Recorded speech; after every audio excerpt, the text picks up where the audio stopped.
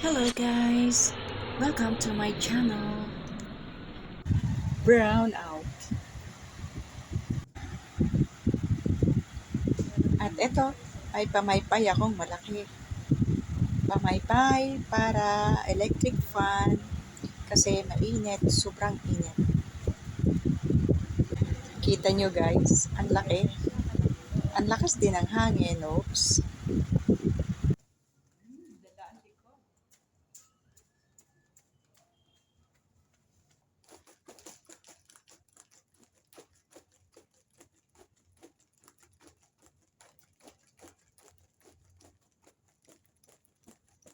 Brown out.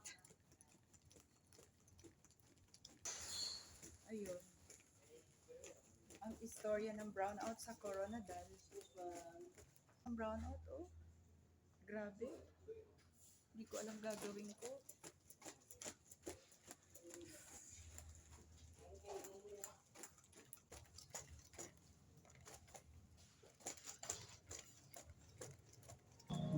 Takot ako umalis.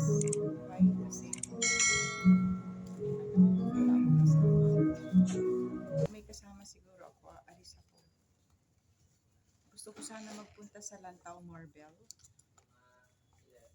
Baka mamaya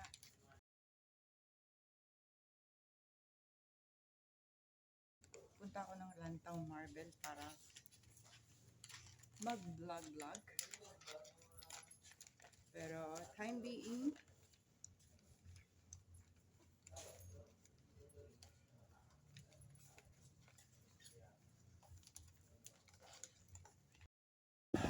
nasanay na ako sa brownout dito. Pero ang hahaba naman, biro mo 8 to 5 p.m. Grabe. Ang tagal. 9 hours. So ang gagawin ko, pupunta muna ako ng mall. Magpapalamig. Halo-halo. Papalamig muna ako sa mall. Malapit lang dito yung mall eh. KCC Mall. Kilikili pati umiitim. Umiitim saya sa mga pawis.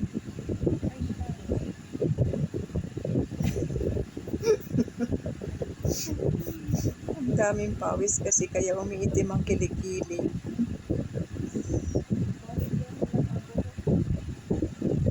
Ang hirap na mainit. Hirap ng brownout palagi. Pero wala kang magagawa kasi it's beyond control. Hindi mo makontrol yun kasi nagba-brownout talaga. Pero ang haba lang. Yun na. Tsaka yung weather kasi sobrang init.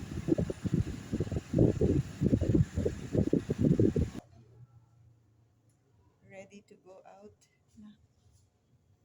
At ako'y nasusuffocate na sobra. Yung aking towel sa likod parang basa na. Yan. Kailangan mag-towel sa likod. Eto. Ang sapin ko sa likod, oh. Nagtubig na. Grabe. Grabe. Basang-basa na kaagad. Hala. Hala, grabe. Ang pawis talaga, guys.